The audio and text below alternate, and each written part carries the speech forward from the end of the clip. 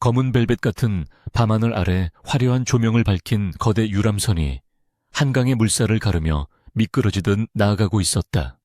대한민국 굴지의 대기업인 미래그룹 신입사원 환영회라는 명목으로 개최된 이 파티는 겉보기에는 직원들의 사기 진작을 위한 자리였으나 실상은 상류층 자제들이 자신들의 부와 권력을 과시하는 사교장에 불과했다.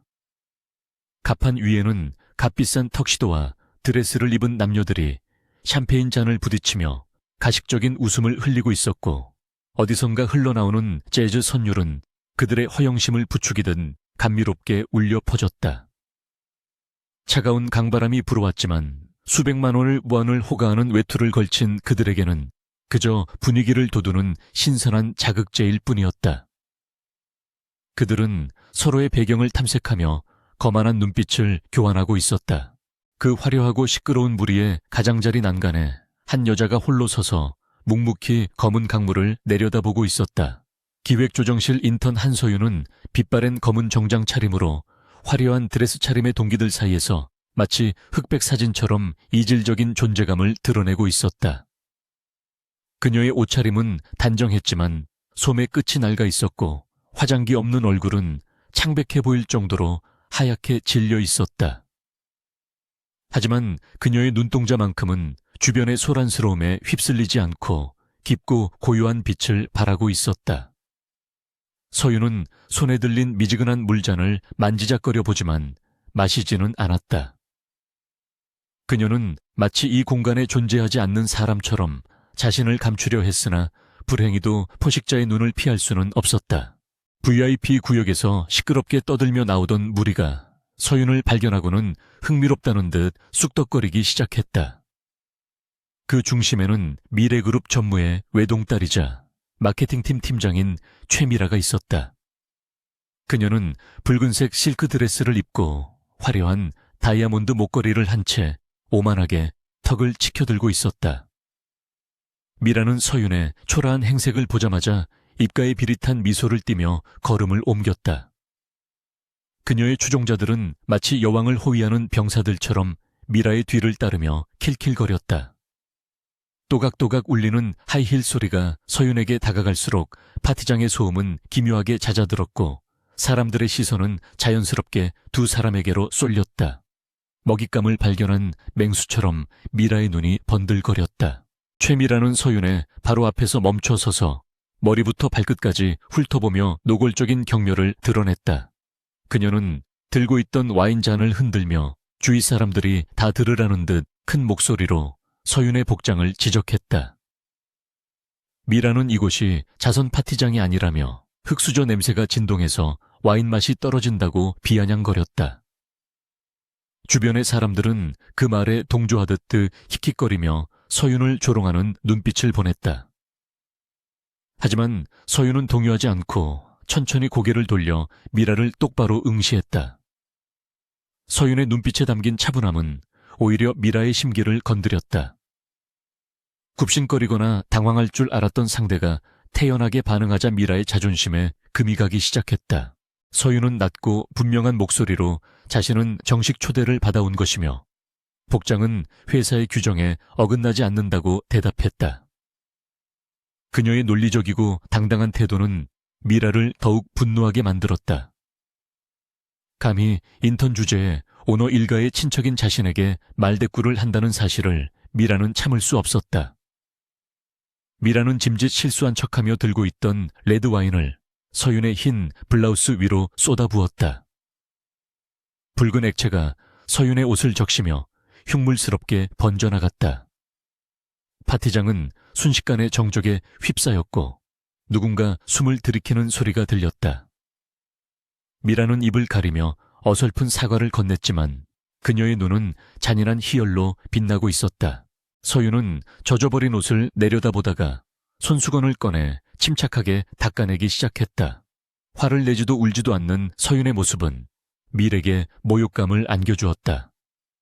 미라는 자신이 기대했던 비굴한 반응이 나오지 않자 이성을 잃고 서윤에게 바짝 다가갔다. 그녀는 서윤의 귀에 대고 주제를 알라며 속삭인 뒤 예고도 없이 서윤의 어깨를 강하게 밀쳤다. 갑작스러운 충격에 서윤은 중심을 잃고 뒤로 비틀거렸다. 그녀의 뒤에는 난간이 없는 야외 수영장이 입을 벌리고 있었다. 서윤의 몸이 허공으로 붕 뜨는가 싶더니 곧이어 풍덩하는 소리와 함께 차가운 물속으로 사라졌다. 사방으로 물보라가 튀었고 사람들의 비명과 웃음소리가 뒤섞였다. 얼음장 같은 물이 서윤의 온몸을 감싸며 폐부 깊숙이 파고들었다. 갑작스러운 냉기에 숨이 턱 막혔지만 서윤은 허우적거리지 않고 물속에서 눈을 떴다. 수면 위로 일렁이는 불빛과 자신을 내려다보며 웃고 있는 사람들의 일그러진 얼굴들이 보였다. 그들은 마치 서커스의 광대를 구경하듯 즐거워하고 있었다. 서윤은 물속의 고요함 속에서 끓어오르는 분노를 차갑게 식혔다. 지금 당장 나가서 소리를 지르거나 항의하는 것은 아무런 의미가 없었다. 그녀는 바닥을 박차고 수면 위로 솟구쳐 올랐다. 물 밖으로 고개를 내민 서윤은 젖은 머리카락을 쓸어 넘기며 최미라를 노려보았다. 그 눈빛은 먹이를 노리는 맹수보다 더 매서웠다. 서윤이 수영장 밖으로 걸어 나오는 동안 파티장의 분위기는 순식간에 반전되었다. 물에 젖은 채 당당하게 걸어 나오는 그녀에게서 뿜어져 나오는 기세는 압도적이었다. 최미라는 서윤의 서늘한 눈빛에 압도되어 뒷걸음질 쳤다. 방금 전까지 비웃던 사람들도 서윤이 다가오자 모세의 기적처럼 길을 터주었다.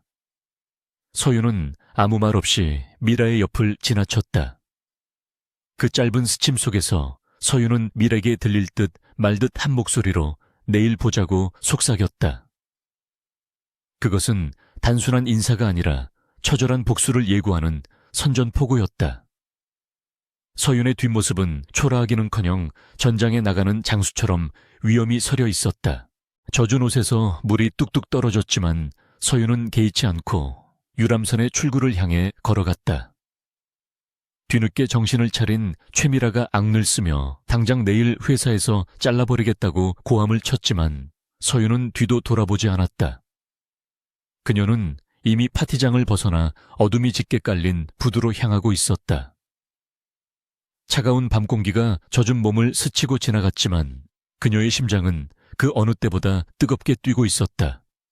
주머니 속에서 방수팩에 담긴 휴대전화가 진동했다. 화면에는 강태주 회장의 이름이 떠 있었다. 서윤은 전화를 받지 않고 조용히 종료 버튼을 눌렀다. 지금은 때가 아니었다. 그녀는 내일 아침 회장 약혼녀이자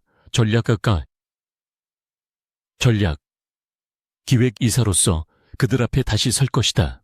서윤은 택시를 잡기 위해 대로변으로 걸음을 옮기며 입술을 굳게 다물었다. 오늘의 수모는 내일의 완벽한 반전을 위한 밑거름이 될 것이었다. 최미라와 그녀의 추종자들이 흑수저라고 비웃었던 자신이 사실은 그들이 우러러보는 그룹의 안주인이 될 사람이라는 것을 알게 되었을 때 그들의 표정이 얼마나 볼만할지 상상하니 헛웃음이 나왔다. 그녀는 택시에 올라타 차창 밖으로 멀어지는 유람선을 바라보았다. 화려한 불빛 속에 감춰진 부패와 오만함을 도려내기 위해 그녀는 기꺼이 칼날이 되기로 결심했다. 밤은 깊어가고 있었지만 서윤의 눈빛은 다가올 새벽을 기다리는 듯 형형하게 빛나고 있었다. 젖은 옷에서 스며드는 한기가 뼛속까지 파고들었지만 한서윤의 머릿속은 그 어느 때보다 차갑고 명징하게 깨어 있었다. 택시 뒷좌석에 앉아 차창 밖으로 스쳐 지나가는 서울의 야경을 바라보는 그녀의 눈빛에는 더 이상 인턴 사원의 풋풋함이나 순진함 따위는 남아있지 않았다. 운전기사는 백미러를 통해 물에 젖은 승객을 힐끔거리며 의아한 표정을 지었으나 서윤이 뿜어내는 서늘한 기운에 압도되어 감히 말을 걸 생각조차 하지 못했다. 그녀는 주머니에서 꺼낸 휴대전화 화면을 응시했다. 부재중 전화 수십 통과 함께 강태주 회장이 보낸 걱정 어린 메시지들이 화면을 가득 채우고 있었다. 서윤은 짧게 한숨을 내쉬며 젖은 머리카락을 쓸어 넘겼다. 오늘의 치욕은 단순히 개인적인 감정의 문제가 아니었다. 그것은 썩어빠진 조직의 환부를 도려내기 위해 그녀가 스스로 선택한 고통스러운 과정의 일부였기 때문이다. 택시가 멈춰선 곳은 서울 강남의 한복판에 위치한 최고급 주상복합 아파트 단지 입구였다. 대한민국 상위 1%만이 거주한다는 이곳은 철통 같은 보안을 자랑했지만 서윤이 차에서 내리자마자 정장을 입은 보안 요원들이 즉시 달려와 정중하게 고개를 숙였다. 그들은 흠뻑 젖은 서윤의 모습에 당황한 기색이 역력했으나 누구 하나 질문을 던지는 무례를 범하지 않았다. 보안팀장은 신속하게 그녀를 전용 엘리베이터로 안내하며 상황을 보고하려는 듯 무정히의 손을 댔지만 서윤은 가볍게 손을 들어 제지했다. 그녀는 지금 누구의 방해도 받지 않고 곧바로 펜트하우스로 올라가야 했다. 엘리베이터 숫자가 빠르게 올라가는 동안 서윤은 거울에 비친 자신의 모습을 바라보았다. 물에 젖어 달라붙은 셔츠와 창백한 안색은 처참해 보였지만 눈동자만은 형형하게 빛나고 있었다. 펜트하우스에 육중한 문이 열리자마자 기다렸다는 듯 거실을 서성이던 강태주가 그녀에게 달려왔다.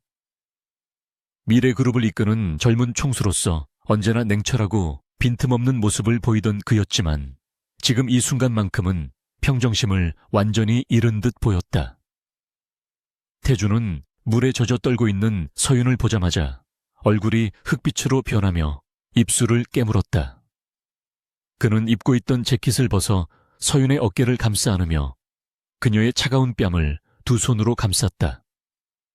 그의 손에서 전해지는 온기가 서윤의 얼어붙은 피부를 녹였지만 태주의 눈동자에서는 걷잡을 수 없는 분노의 불길이 타오르고 있었다. 태주는 떨리는 목소리로 도대체 누가 감히 이런 짓을 벌였는지 묻지 않아도 이미 모든 상황을 파악하고 있는 듯했다.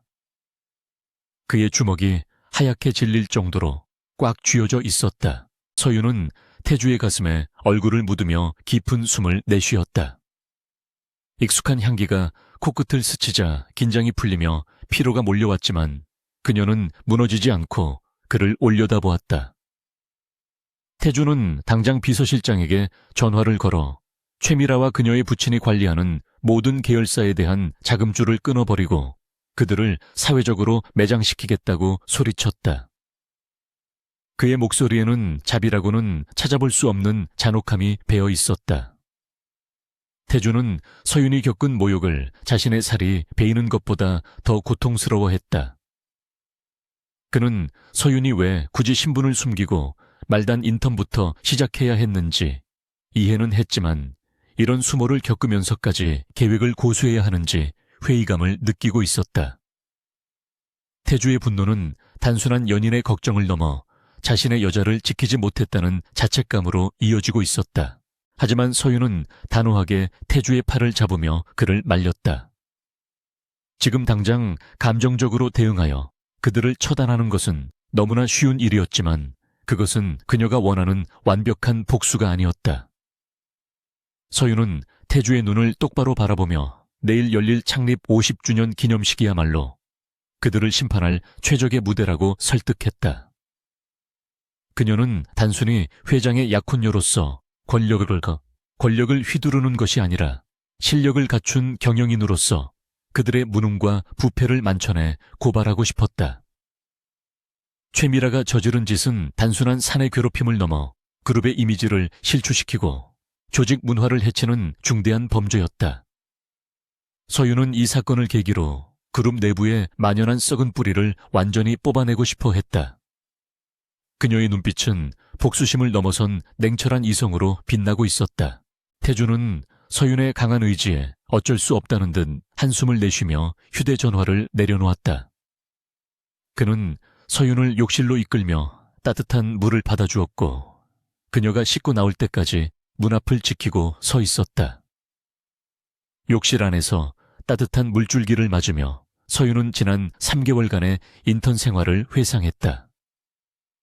흑수저 출신이라는 이유로 받아야 했던 멸시와 조롱, 그리고 부당한 업무 지시들이 주마등처럼 스쳐 지나갔다. 그녀는 미국 월스트리트에서 전설적인 투자 전략가로 이름을 날리던 인재였지만 한국으로 돌아와 강태주와 약혼하면서 그룹의 실상을 파악하기 위해 잠입을 자처했었다.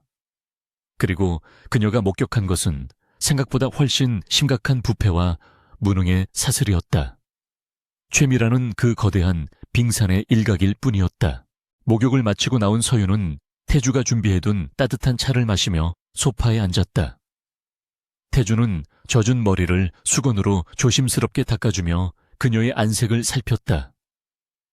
두 사람 사이에는 말하지 않아도 통하는 깊은 신뢰와 애정이 흐르고 있었다. 태주는 서윤에게 내일 기념식에서 공개될 그녀의 직함인 전략기획 총괄사장 임명장에 서명했음을 알렸다. 그것은 단순히 회장의 연인에게 주어지는 낙하산 인사가 아니라 이사회의 만장일치를 통해 결정된 정당한 인사였다. 서윤이 지난 몇 달간 가명으로 제출했던 경영혁신 보고서는 이미 이사들 사이에서 큰 반향을 일으키고 있었기 때문이었다.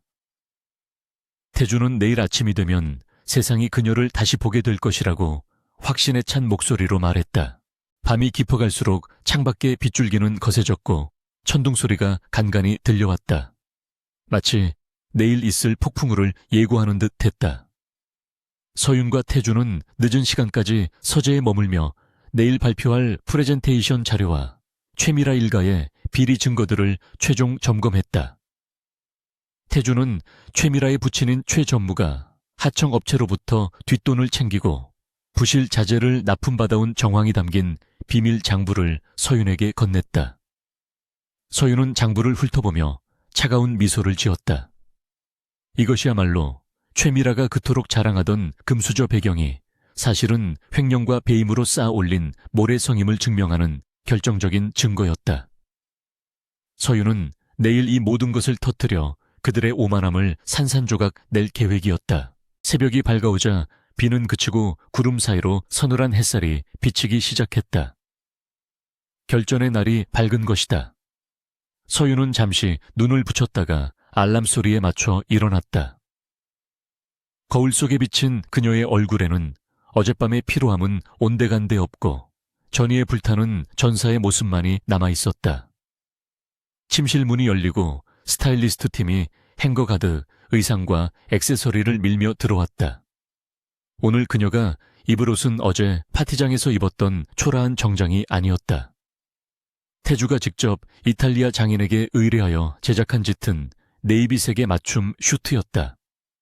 그것은 여성스러움을 강조하기보다는 권위와 전문성을 드러내는 디자인으로 서윤의 지적인 이미지를 극대화해줄 무기였다. 메이크업 아티스트의 손길이 닿을 때마다 서윤은 조금씩 변해갔다. 수수한 인턴 한서윤의 가면이 벗겨지고 냉철한 전략가 제니퍼 한의 본 모습이 드러나고 있었다. 머리는 깔끔하게 올려 묶어 목선을 드러냈고 붉은 립스틱으로 강렬한 포인트를 주었다. 마지막으로 태주가 선물한 사파이어 브로치를 재킷깃에 달자 완벽한 리더의 형상이 완성되었다. 거울을 바라보는 서윤의 눈빛은 자신감으로 충만했다. 그녀는 이제 더 이상 숨을 필요도 피할 필요도 없었다. 오늘 그녀는 자신의 이름으로 그리고 자신의 능력으로 그들 앞에 설 것이다. 스타일리스트들조차 그녀의 압도적인 아우라에 감탄하며 숨을 죽였다. 한편 같은 시각 최미라는 숙취로 지끈거리는 머리를 부여잡고 침대에서 일어났다. 그녀는 어젯밤의 일을 떠올리며 낄낄거렸다. 물에 빠진 생쥐꼴로 도망치던 서윤의 모습이 생각날 때마다 통쾌함이 밀려왔다. 미라는 오늘 기념식에서 그 이야기를 안주 삼아 사람들과 떠들 생각에 들떠 있었다. 그녀는 인턴 주제에 감히 자신에게 대들었던 서윤이 오늘 회사에 나오지 못할 것이라고 확신했다. 만약 나온다 하더라도 자신의 권력을 이용해 당장 해고해버리면 그만이었다. 미라는 화려한 드레스를 고르며 콧노래를 흥얼거렸다. 그녀는 자신에게 닥쳐올 거대한 쓰나미를 전혀 예상하지 못한 채 자신의 무덤을 파고 있는 꼴이었다. 준비를 마친 서윤이 거실로 나오자 정장을 갖춰 입은 태주가 그녀를 기다리고 있었다. 태주는 눈부시게 변신한 서윤의 모습에 잠시 말을 잇지 못하고 바라보았다. 그는 다가와 서윤의 손등에 입을 맞추며 오늘 그녀가 세상에서 가장 빛나는 별이 될 것이라고 속삭였다. 두 사람은 서로의 손을 꼭 잡고 현관을 나섰다. 지하 주차장에는 검은색 리무진과 경호 차량들이 줄지어 대기하고 있었다. 서윤이 채 오르자 묵직한 엔진 소리와 함께 차량 행렬이 미래그룹 본사를 향해 출발했다. 차창 밖으로 스쳐 지나가는 풍경들은 어제와 다를 바 없었지만 서윤의 마음가짐은 천지차이였다. 그녀는 이제 사냥감이 아니라 사냥꾼으로서 전장으로 향하고 있었다. 차 안의 공기는 팽팽한 긴장감으로 가득 찼다. 태주는 서윤의 긴장을 풀어주려는 듯 그녀의 손을 부드럽게 쓰다듬었다. 하지만 서윤은 의외로 담담했다. 그녀는 태블릿 PC를 켜고 오늘 발표할 연설문을 마지막으로 점검했다.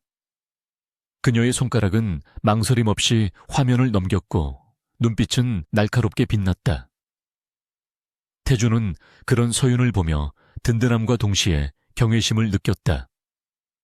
자신이 사랑하는 여자가 단순히 보호받아야 할 존재가 아니라 자신과 어깨를 나란히 하고 거대 기업을 이끌어갈 파트너라는 사실이 그를 가슴 벅차게 했다.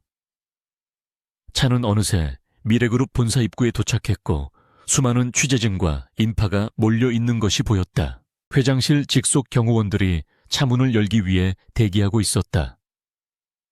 밖에서는 플래시가 쉴 새 없이 터지며 눈을 부시게 했다. 서윤은 깊게 심호흡을 한 번 하고 태주를 바라보았다.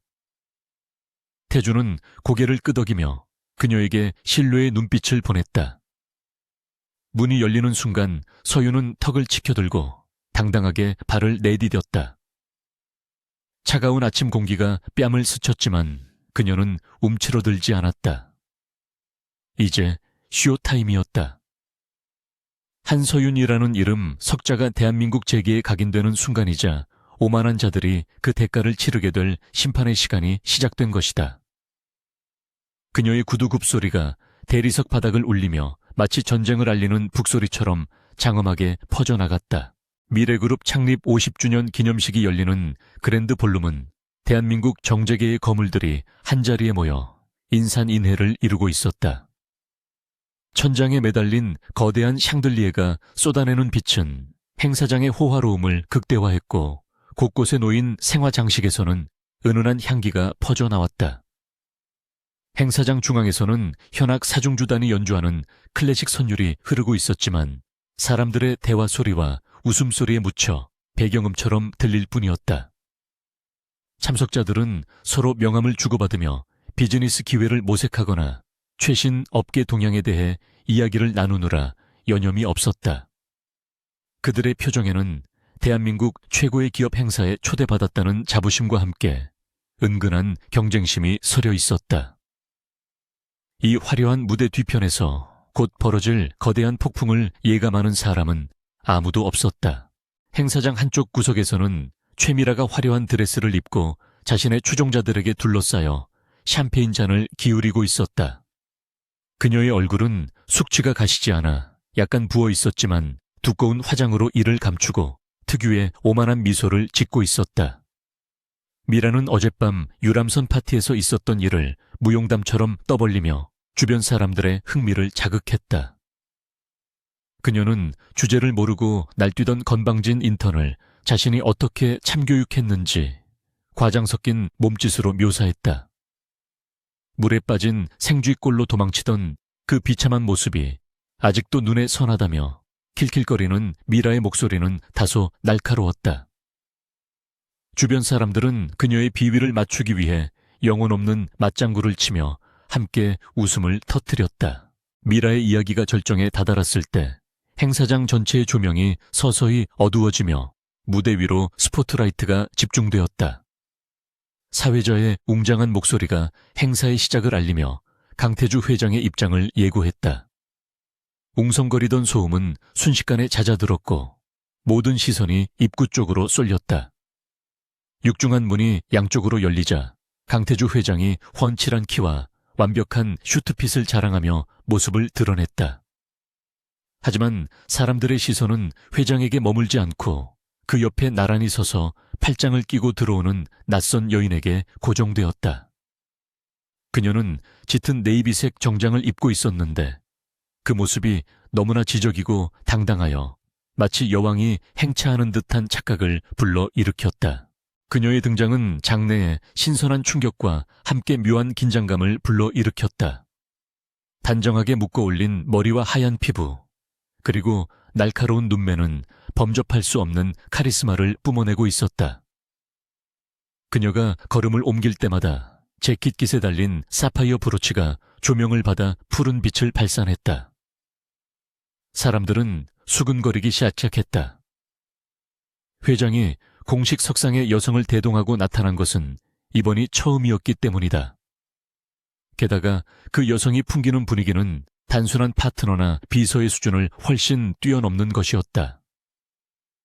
그녀는 수많은 시선과 카메라 플래시 세례에도 전혀 위축되지 않고 오히려 그 상황을 즐기는 듯 여유로운 미소를 띠고 있었다. 강태주는 그런 그녀를 자랑스럽게 에스코트하며 단상을 향해 천천히 걸어갔다. 최미라는 멀리서 걸어오는 그 여인을 보고 자신의 눈을 의심했다. 익숙한 이목구비였지만 분위기가 너무나 달랐기에 처음에는 그저 닮은 사람이라고 생각했다. 어젯밤 물에 젖어 초라하게 떨던 그 인턴 나부랭이가 저토록 고귀한 자태로 회장의 옆에 서 있을 리가 없었다. 미라는 고개를 세차게 흔들며 부정하려 했지만 그녀가 다가올수록 불안감은 독버섯처럼 피어올랐다. 그 여자가 고개를 살짝 돌려 미라가 있는 쪽을 응시했을 때 미라는 심장이 덜컥 내려앉는 것을 느꼈다. 그 차가운 눈빛은 어젯밤 수영장에서 자신을 노려보던 바로 그 눈빛이었다. 미라의 손이 미세하게 떨리기 시작했고 쥐고 있던 샴페인 잔이 위태롭게 흔들렸다. 단상에 오른 강태주 회장은 마이크 앞에 서서 잠시 장내를 둘러보았다. 그는 부드럽지만 힘있는 목소리로 창립 50주년을 축하해준 귀빈들에게 감사의 인사를 전했다. 그리고 잠시 뜸을 들인 뒤 옆에 서 있는 여인을 소개하기 시작했다. 태주는 그녀가 자신의 약혼녀이자 오늘부터 미래그룹의 새로운 전략기획 총괄 사장으로 취임하게 된 제니퍼 한이라고 발표했다.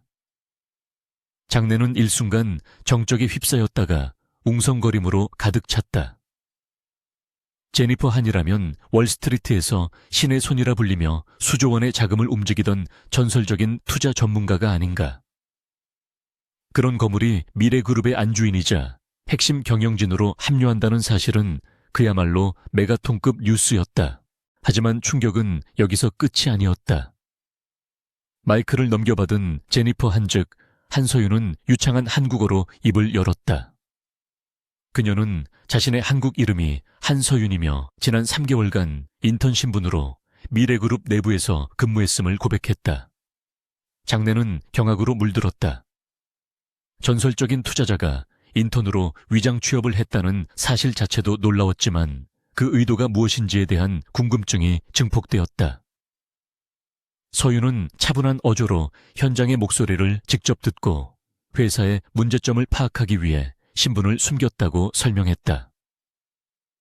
그녀의 목소리는 나지막했지만 마이크를 타고 행사장 구석구석까지 명료하게 전달되었다. 그것은 단순한 취임사가 아니라 부패한 세력들을 향한 선전포고였다. 최미라는 다리에 힘이 풀려 그 자리에 주저앉을 뻔했다. 그녀의 얼굴은 백지장처럼 하얗게 질렸고 입술은 파르르 떨리고 있었다. 자신이 괴롭히고 모욕하고 물에 빠뜨렸던 그 여자가 바로 회장의 약혼녀이자 자신의 생사여탈권을 쥔 상사라니 믿을 수 없는 현실이었다. 주변에 있던 사람들은 서윤의 발언을 듣고 사색이 된 미라를 힐끔거리며 거리를 두기 시작했다. 방금 전까지만 해도 미라의 무용담에 맞장구 치던 그들이 이제는 역병을 피하듯 그녀를 외면했다. 미라는 고립무원의 처지가 되어 공포에 질린 눈으로 단상 위에 서윤을 바라보았다. 서윤은 연설 도중 잠시 말을 멈추고 정확히 미라가 있는 곳을 응시했다. 서윤의 시선이 밀에게 꽂히는 순간 미라는 숨이 턱 막히는 공포를 느꼈다. 서윤은 입가에 살짝 미소를 머금었지만 눈은 전혀 웃고 있지 않았다. 그 미소는 마치 사형 선고를 내리는 재판관의 자비 없는 미소처럼 보였다. 서윤은 다시 청중을 향해 시선을 돌리며 앞으로 능력 중심의 인사와 투명한 경영을 통해 미래그룹을 새롭게 도약시키겠다고 선언했다. 또한 사내 괴롭힘이나 부정한 청탁, 그리고 무능한 낙하산 인사는 더 이상 용납하지 않을 것이며 과거의 잘못된 관행을 뿌리 뽑겠다고 강조했다. 그 말 한마디 한마디가 날카로운 비수가 되어 최미라와 그녀의 부친인 최전무의 심장에 꽂혔다. 연설이 끝나자 우레와 같은 박수갈채가 쏟아졌다. 사람들은 서윤의 카리스마와 파격적인 행보에 열광하며 환호를 보냈다. 태주는 서윤을 흐뭇하게 바라보며 함께 박수를 쳤다. 두 사람이 단상에서 내려오자마자 수많은 기업인들과 기자들이 몰려들어 인사를 건네고 명함을 내밀었다. 서윤은 그들과 능숙하게 악수를 나누고 대화를 이어가며 완벽한 비즈니스 우먼의 면모를 과시했다. 그녀의 태도에는 여유와 품격이 넘쳐 흘렀고 어젯밤의 수모를 겪은 사람이라고는 전혀 상상할 수 없었다. 그녀는 이제 누구도 함부로 대할 수 없는 권력의 정점에 서 있었다. 반면 최미라는 도망치듯 행사장을 빠져나가려 했다. 하지만 다리가 말을 듣지 않아 걸음이 자꾸만 꼬였다. 그녀의 부친인 최전무가 사색이 되어 밀에게 다가왔다. 그는 딸의 어깨를 잡고 도대체 무슨 짓을 저지른 거냐며 나지막이 으르렁거렸다. 최전무 역시 서윤이 언급한 내부 감사와 개혁의 칼날이 자신을 겨누고 있음을 직감하고 있었다. 미라는 아버지의 질책에 아무 말도 하지 못하고 눈물만 글썽겼다. 그녀가 저지른 오만방자한 행동이 자신뿐만 아니라 집안 전체를 파멸로 몰고 갈 수도 있다는 공포가 엄습했다. 화려한 파티장은 순식간에 그들에게 지옥으로 변해버렸다. 행사가 무르익어갈 무렵 서윤은 인파를 헤치고 천천히 최미라 쪽으로 걸어왔다. 모세의 기적처럼 사람들이 길을 터주었고 미라는 도간에 든 쥐처럼 꼼짝없이 갇혀버렸다. 서윤은 미라의 바로 앞에 멈춰서서 우아하게 샴페인 잔을 들어올렸다. 주변의 소음이 순식간에 사라지고 정적이 감돌았다. 서윤은 미라의 창백한 얼굴을 내려다보며 부드럽지만 서늘한 목소리로 말을 건넸다. 어젯밤 덕분에 정신이 번쩍 들었다며 감사의 인사를 전하는 그녀의 태도는 잔인할 정도로 예의 발랐다. 미라는 고개를 들지 못하고 바닥만 내려다보며 식은땀을 흘렸다. 서윤은 미라의 대답을 기다리지 않고 몸을 돌려 그녀의 부친인 최전무를 바라보았다. 최전무는 억지 미소를 지으며 허리를 굽혔지만 서윤의 눈빛은 그를 꿰뚫어 보는 듯했다. 그녀는 내일 아침 전략기획실로 와서 마케팅팀의 예산 집행 내역과 협력업체 리스트를 보고하라고 지시했다. 그것은 단순한 업무 지시가 아니라 본격적인 감사의 시작을 알리는 신호탄이었다. 최전무는 알겠다는 대답과 함께 식은땀을 닦아냈다. 서윤은 다시 태주가 있는 곳으로 걸음을 옮겼다. 그녀의 뒷모습을 바라보는 사람들의 눈에는 경외심과 두려움이 교차했다. 기념식이 끝나고 사람들은 삼삼오오 흩어졌지만 오늘의 충격적인 반전은 두고두고 회자될 것이 분명했다. 최미라는 바닥에 주저앉아 멍하니 허공을 응시했다. 그녀가 쌓아 올린 허영과 자만의 탑이 무너져 내리는 소리가 들리는 듯했다. 서윤은 태주의 팔을 잡고 행사장을 나서며 밤하늘을 올려다보았다. 어젯밤에는 차갑고 원망스러웠던 밤 공기가 오늘은 시원하고 상쾌하게 느껴졌다. 하지만 이것은 시작에 불과했다. 그녀는 이제 막 칼을 뽑았을 뿐이고 그 칼끝은 썩어빠진 환부를 정확히 겨누고 있었다. 내일부터 펼쳐질 진짜 전쟁을 위해 서윤은 다시 한번 마음을 다잡았다. 다음 날 아침 미래그룹 본사 전략기획실의 공기는 그 어느 때보다 무겁고 날카로웠다. 어제 창립기념식에서 벌어진 충격적인 반전 드라마는 밤새 증권가 지라시와 SNS를 통해 일파만파로 퍼져나갔고, 출근하는 직원들의 손에는 저마다 스마트폰이 들려 있었다. 엘리베이터 안에서는 숨소리조차 들리지 않을 정도로 정막이 흘렀지만 사람들의 눈빛은 끊임없이 허공에서 교차하며 무언의 대화를 나누고 있었다. 어제까지만 해도 탕비실 구석에서 복사기 토너나 교체하던 인턴 사원이 하루아침에 그룹의 핵심 두뇌인 전략기획 총괄 사장으로 등극했다는 사실은 현실이라기보다는 삼류 소설 같은 이야기였다. 하지만 50층 임원실로 향하는 전용 엘리베이터가 작동하고 그 안에 한서윤이 탑승했다는 보안실의 전원이 돌자 모든 의구심은 두려움 섞인 경외심으로 바뀌었다.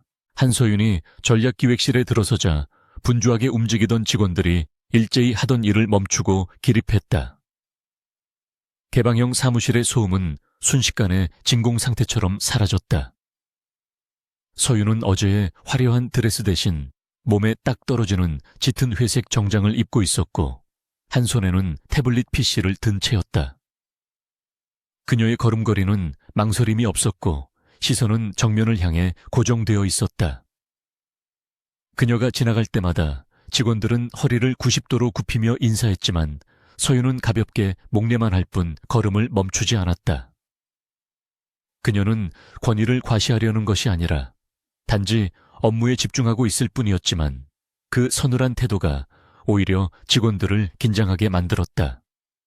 그녀의 뒤를 따르는 비서진의 발소리만이 적막한 사무실을 울렸다. 사장실에 도착한 서윤은 자리에 앉자마자 책상 위에 쌓인 보고서들을 훑어보기 시작했다. 그녀는 단순히 자리에 앉아 결제 도장만 찍는 허수아비 임원이 될 생각이 추호도 없었다.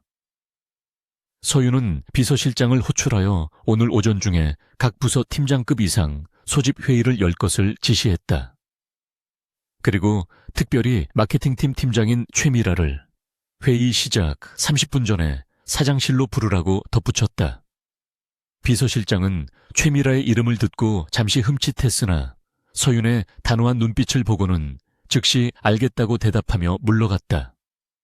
서윤은 창밖으로 보이는 서울 시내를 내려다보며 차가운 미소를 지었다. 이제부터가 진짜 시작이었다. 그녀는 최미라를 단번에 내치지 않고 곁에 두어 서서히 말려죽일 생각이었다.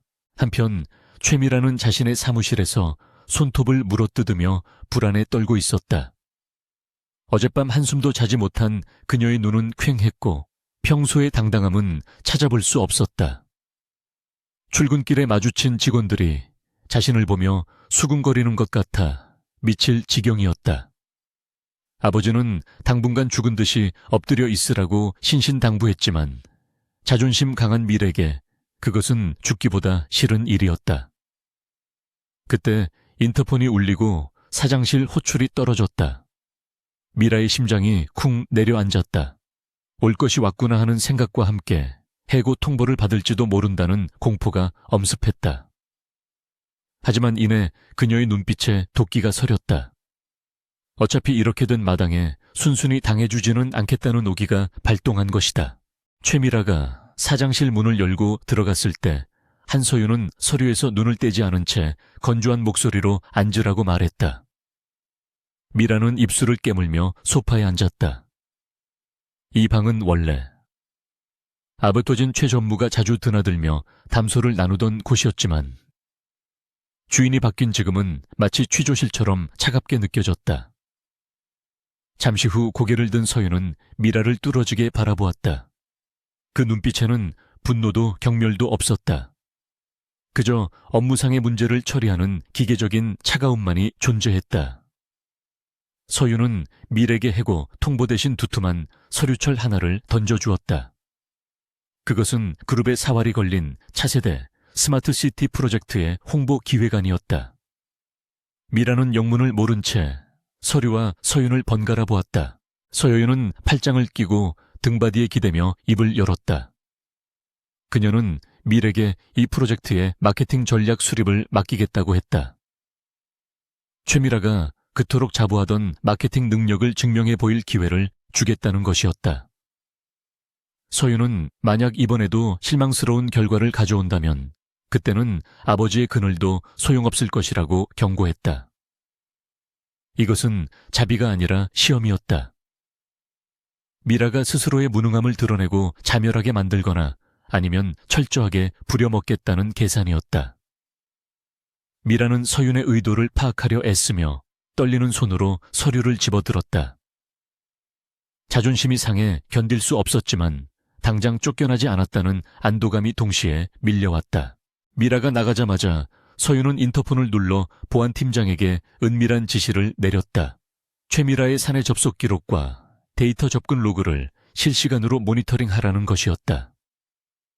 서윤은 미라가 얌전히 업무에만 집중할 위인이 아니라는 것을 누구보다 잘 알고 있었다. 쥐도 궁지에 몰리면 고양이를 문다고 했다. 서윤은 미라에게 탈출구를 열어주는 척하며 사실은 더 깊은 함정을 파놓은 것이었다. 미라가 딴 마음을 품는 순간 그 즉시 덫은 작동할 것이었다. 서윤은 다시 업무로 돌아갔지만 그녀의 감각은 맹수처럼 예민하게 곤두서 있었다. 사장실을 나온 최미라는 화장실로 직행하여 문을 잠그고 거울을 노려보았다. 모욕감에 치이 떨렸다. 감히 흑수저 출신 주제에 자신을 시험대에 올리다니 용서할 수 없었다. 미라는 서윤이 강태주 회장의 배경을 등에 업고 허세를 부리는 것이라고 확신했다. 월스트리트의 전설이라는 소문도 다 강 회장이 만들어낸 조작된 이미지일 것이라고 멋대로 단정지었다. 미라의 삐뚤어진 자존심은 서윤의 능력을 인정하는 것을 거부했다. 그녀는 찬물로 세수를 하며 거친 숨을 몰아쉬었다. 이대로 당하고만 있을 수는 없었다. 서윤이 맡긴 프로젝트를 성공시킨다면 결국 공은 서윤에게 돌아갈 것이 뻔했다. 미라는 사무실로 돌아와 기획안을 검토했다. 프로젝트의 규모는 방대했고 내용은 복잡했다. 다음 주 이사회에서 발표될 이 자료는 투자 유치에 결정적인 역할을 할 것이었다. 미라의 머릿속에 위험한 생각이 스쳐 지나갔다. 만약 이 발표가 실패로 돌아간다면 그 책임은 총괄 사장인 한서윤에게 돌아갈 것이다. 아무리 회장의 약혼녀라 해도 취임 첫 프로젝트부터 막대한 손실을 입힌다면 이사회의 신임을 얻기 힘들 것이었다. 미라는 입가에 비릿한 미소를 지었다. 그녀는 자신이 가진 네트워크를 이용해 서윤을 늪에 빠뜨리기로 결심했다. 그것이 자신의 목을 조르는 밧줄이 될 줄은 꿈에도 모른 채 말이다. 며칠이 지나고 회사 내부는 겉보기에 평온을 되찾은 듯 했다. 서윤은 연일 강행군을 펼치며 조직을 장악해 나갔다. 그녀의 예리한 분석력과 과감한 추진력에 임원들은 혀를 내둘렀고 직원들 사이에서는 그녀를 존경하는 팬덤까지 생겨나고 있었다. 반면 최미라는 조용히 야근을 자처하며 모범적으로 업무를 수행하는 척 연기했다. 그녀는 주변의 의심을 피하기 위해 부하 직원들에게 친절을 베풀고 성실한 모습을 보였다. 하지만 그녀의 컴퓨터 화면 뒤에는 늘 어두운 음모가 도사리고 있었다. 미라는 프로젝트의 핵심 데이터인 예상 수익률과 리스크 분석 수치를 교묘하게 조작할 계획을 세우고 있었다. 결전의 날이 다가오고 있었다.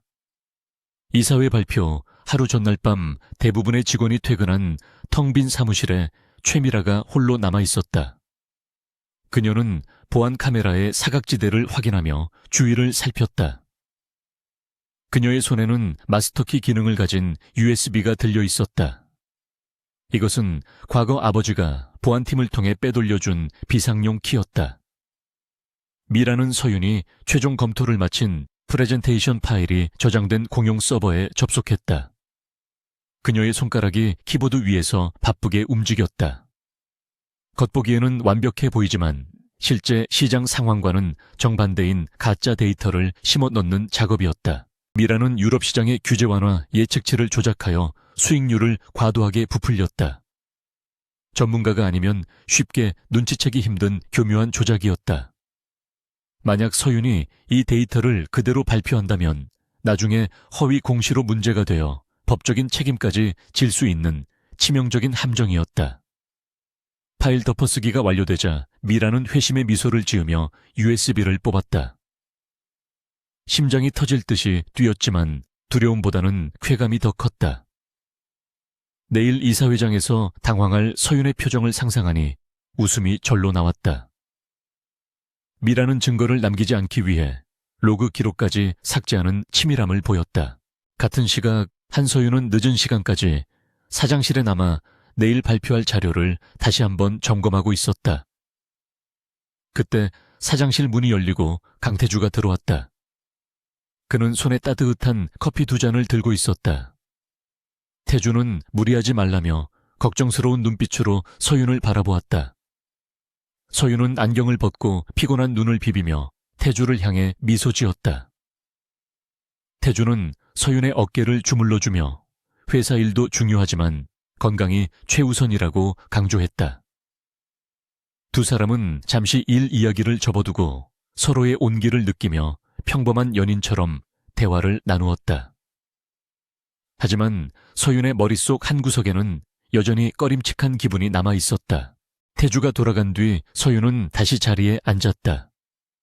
그녀의 직감은 무언가 잘못되고 있다고 경고하고 있었다. 최미라가 너무 조용했다. 폭풍 처녀의 고요함처럼 그녀의 얌전한 태도는 오히려 불길함을 자아냈다. 서윤은 자신의 노트북을 열고 서버에 접속했다. 파일의 최종 수정 시간은 30분 전이었다. 그녀가 마지막으로 저장한 시간 이후에 누군가가 파일에 손을 댄 것이었다. 서윤의 눈매가 날카로워졌다. 그녀는 수정된 파일과 자신이 로컬 드라이브에 백업해둔 원본 파일을 비교 프로그램에 돌렸다. 화면에 붉은색 경고창이 뜨며 데이터 불일치 구간이 표시되었다. 서윤은 모니터를 응시하며 차갑게 웃었다. 예상대로였다. 최미라는 끝내 돌아오지 못할 강을 건너고 말았다. 수익률 조작은 단순한 사내 정치를 넘어 기업 범죄에 해당했다. 서윤은 즉시 수정된 파일을 삭제하지 않고 그대로 두었다. 그리고 원본 파일은 별도의 보안 폴더에 저장해 두었다. 범인이 덫을 놓았다고 생각하는 순간이 바로 범인이 잡히는 순간이었다. 서윤은 보안팀장에게 전화를 걸어 방금 전 서버 접속 기록과 CCTV 영상을 확보해 두라고 지시했다. 그녀의 목소리에는 일말의 망설임도 없었다. 다음 날 아침 대회의실은 이사회 멤버들과 주요 주주들로 가득 찼다. 긴장감이 감도는 가운데 최미라는 회의실 한쪽 구석에 배석해 있었다. 그녀는 애써 태연한 표정을 짓고 있었지만 쥐고 있는 주먹에는 땀이 흥건했다. 잠시 후 한서윤이 당당한 발걸음으로 들어와 발표석에 섰다. 그녀는 참석자들에게 정중하게 인사하고 프레젠테이션을 시작했다. 스크린에 첫 화면이 뜨자 미라는 입술을 꽉 깨물며 쾌재를 불렀다. 이제 곧 조작된 데이터가 화면에 나타날 것이고 서윤은 날카로운 질문 공세에 무너져 내릴 것이다. 미라는 그 순간을 놓치지 않기 위해 눈을 크게 뜨고 스크린을 노려보았다. 서윤의 발표는 매끄럽고 완벽했다. 그녀는 유창한 화술과 정확한 분석으로 청중을 사로잡았다. 그리고 마침내 문제의 시장 분석 파트가 나왔다. 미라는 숨을 죽이고 기다렸다. 하지만 스크린에 뜬 수치는 미라가 조작해놓은 그 수치가 아니었다. 그것은 서윤이 원래 준비했던 정확하고 보수적인 원본 데이터였다.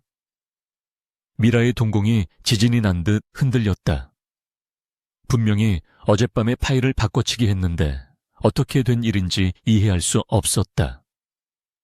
서윤은 아무 일도 없었다는 듯 발표를 이어갔고 이사들은 고개를 끄덕이며 만족스러운 표정을 지었다. 당황한 미라가 어쩔 줄 몰라 하는 사이 발표를 마친 서윤이 갑자기 마이크를 잡고 덧붙일 말이 있다고 했다. 그녀는 프로젝트의 성공을 위해서는 내부 보안과 윤리 경영이 무엇보다 중요하다고 강조했다. 그리고 어젯밤 프로젝트의 핵심 데이터를 조작하여 회사를 위기에 빠뜨리려 했던 시도가 있었다고 폭탄 발언을 했다.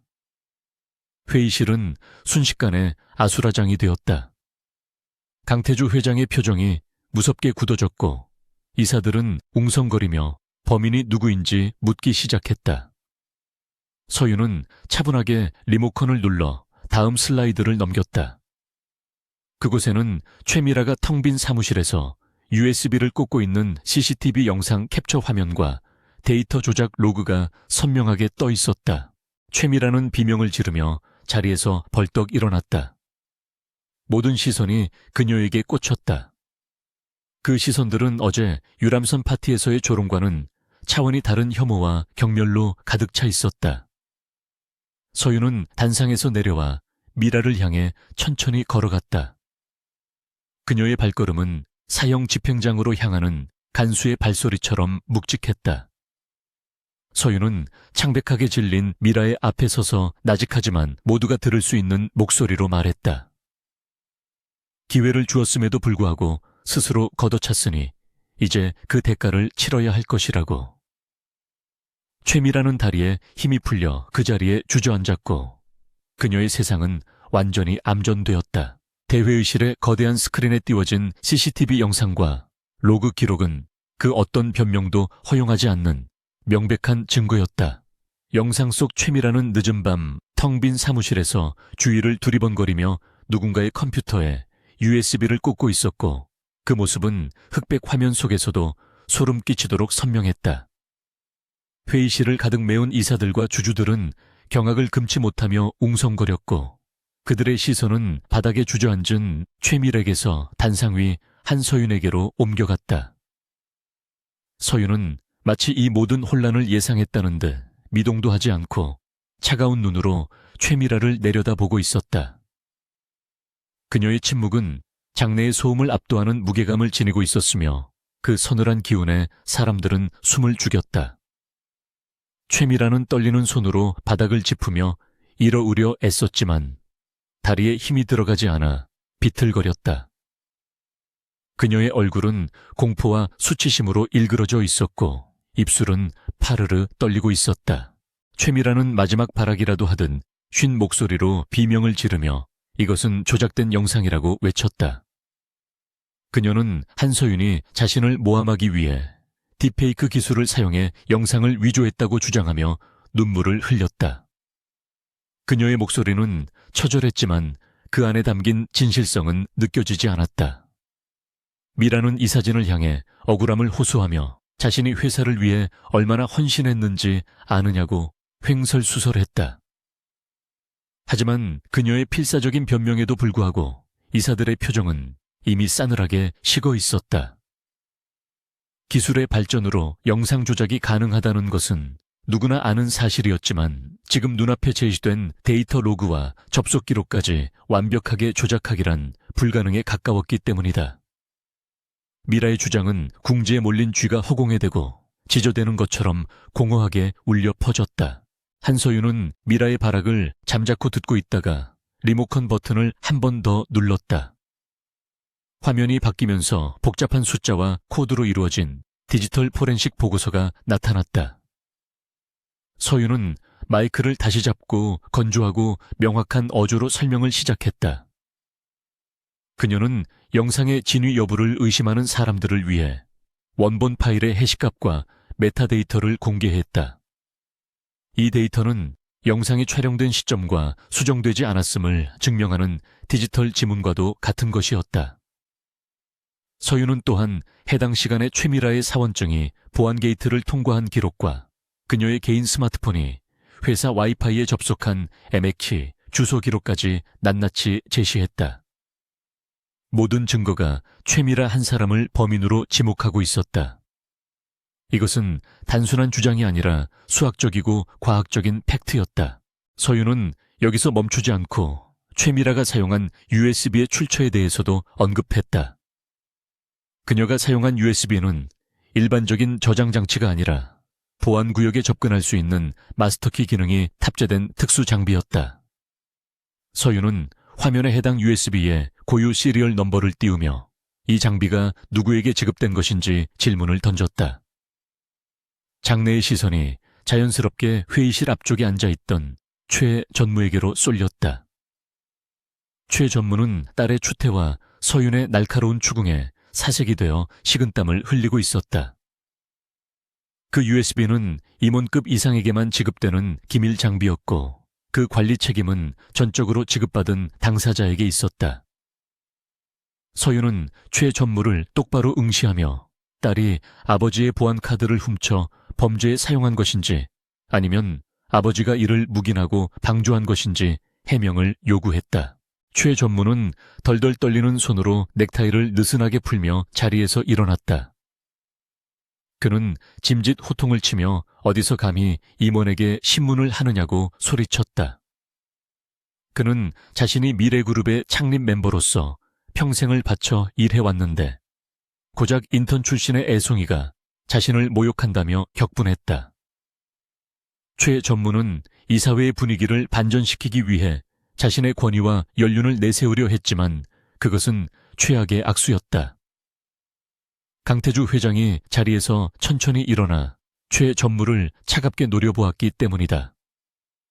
강 회장의 눈빛에는 더 이상 예전의 존중이나 배려는 남아있지 않았다. 그는 최 전무에게 지금 당장 조용히 하지 않으면 더 큰 망신을 당하게 될 것이라고 경고했다. 강 회장의 낮은 목소리는 천둥 소리보다 더 위협적으로 들렸다. 서윤은 동요하지 않고 차분하게 최 전무의 말을 받아쳤다. 그녀는 회사의 원로로서 존경받아야 할 뿐이 자신의 지위를 이용해 회사의 이익을 해치는 행위를 방조했다면 그것이야말로 가장 큰 배신이라고 일갈했다. 서윤은 최미라가 조작하려고 했던 데이터가 실제로 이사회에서 발표되었다면 회사의 주가는 폭락했을 것이고 수많은 투자자들이 막대한 손실을 입었을 것이라고 지적했다. 이것은 단순한 사내 징계로 끝날 문제가 아니라 업무방해죄와 배임미수에 해당하는 중대한 형사범죄였다. 서윤의 논리, 정연한 반박에 최 전무는 말문이 막혀 털썩 주저앉았다. 그는 자신의 딸을 구하기는커녕 자신까지 파멸의 구렁텅이로 빠져들고 있음을 직감했다.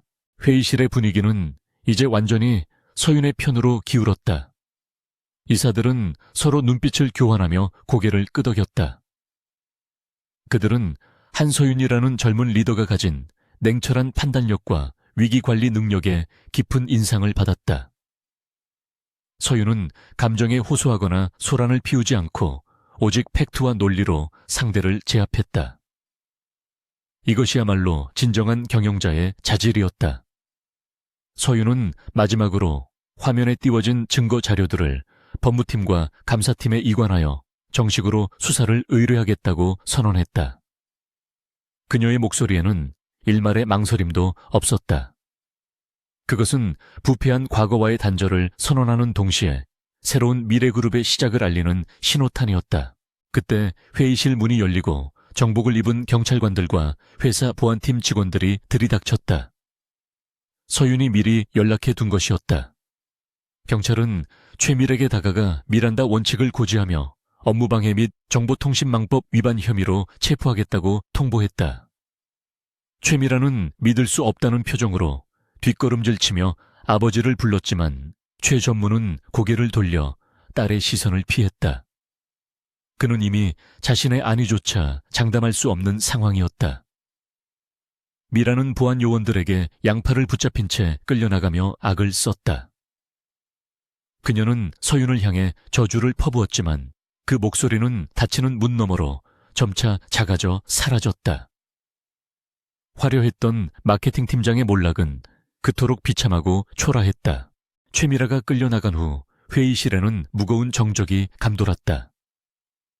서윤은 흐트러진 옷매무새를 가다듬고 다시 마이크 앞에 섰다.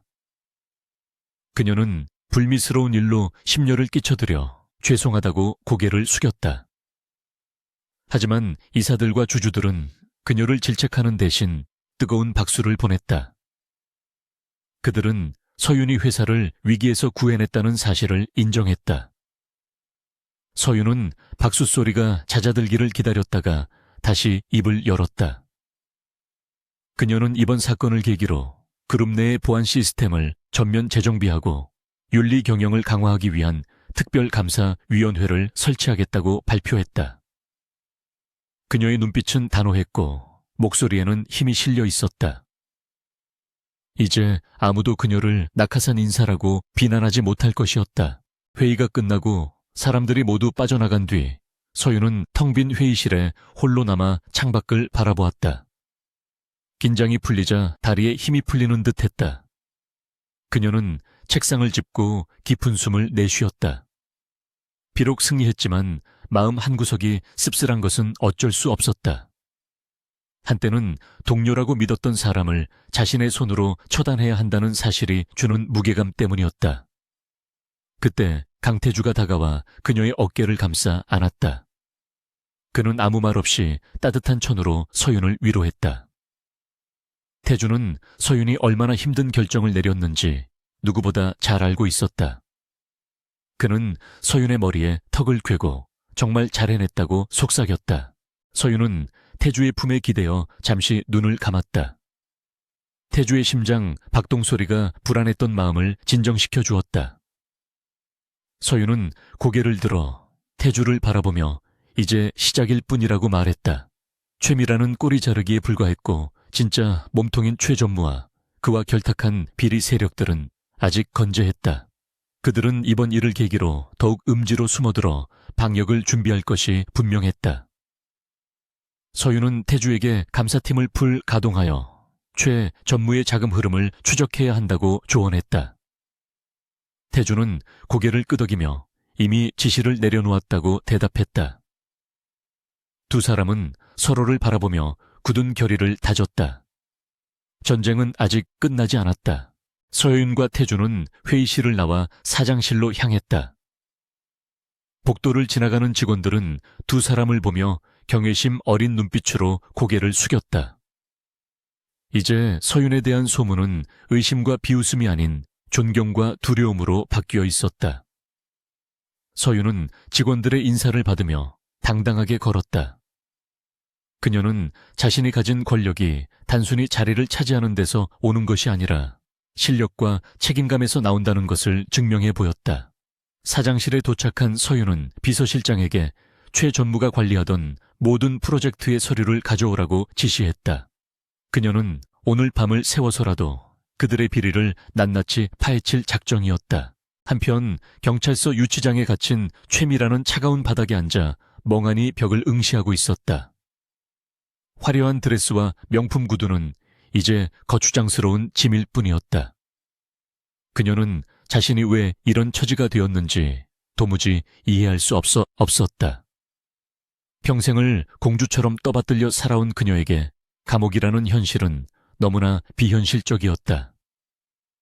그녀는 아버지가 변호사를 대동하고 와서 자신을 꺼내줄 것이라고 굳게 믿고 있었다. 하지만 시간이 지나도 면회 신청은 들어오지 않았다. 불안감이 엄습해오자 미라는 철창을 붙잡고 소리를 질렀다. 간수가 시끄럽다며 곤봉으로 철창을 두드리자 미라는 비로소 자신이 철저하게 버려졌음을 깨닫고 오열했다. 최 전무는 자신의 집무실에서 떨리는 손으로 위스키 잔을 들이키고 있었다. 그는 딸의 체포 소식을 듣고도 아무런 조치를 취할 수 없었다. 지금 딸을 구하려다가는 자신까지 엮여 들어갈 것이 뻔했기 때문이다. 그는 서류 분쇄기를 돌리며 증거 인멸에 몰두했다. 이중 장부와 차명 계좌 내역이 담긴 서류들이 잘게 갈려나갔다. 그는 한서윤이 아무리 똑똑해도 종이 조각이 된 증거까지 찾아낼 수는 없을 것이라고 자위했다. 하지만 그는 간과하고 있었다. 한서윤은 종이 서류보다 디지털 데이터에 더 능통한 인물이라는 사실을 말이다. 이미 사내 서버에는 그의 모든 흔적이 고스란히 남아있었고 서윤은 그 흔적을 따라 그를 사냥하러 오고 있었다. 서윤은 늦은 밤까지 사무실에 남아 데이터를 분석했다. 그녀의 모니터에는 복잡한 자금 이동 경로가 거미줄처럼 펼쳐져 있었다. 최 전무는 꽤나 교묘하게 자금을 세탁해왔지만 완벽할 수는 없었다. 서윤은 유령 회사를 통해 빠져나간 자금이 다시 최 전무의 차명 계좌로 흘러들어간 정황을 포착했다. 그리고 그 자금 중 일부가 회사 내의 다른 임원들에게 뇌물로 뿌려진 사실도 발견했다. 이것은 최 전무 개인의 비리가 아니라 거대한 카르텔이었다. 서윤은 이 말을 짚으며 깊은 한숨을 내쉬었다. 생각보다 썩은 뿌리는 깊고 넓게 퍼져 있었다. 하지만 그녀는 멈출 생각이 없었다. 이 뿌리를 뽑아내지 않으면 미래그룹의 미래는 없었다. 새벽이 밝아올 무렵 서윤은 의자 등받이에 몸을 기댔다. 밤새 작업한 결과물들이 책상 위에 수북이 쌓여 있었다. 그녀는 피곤했지만 정신만은 맑았다.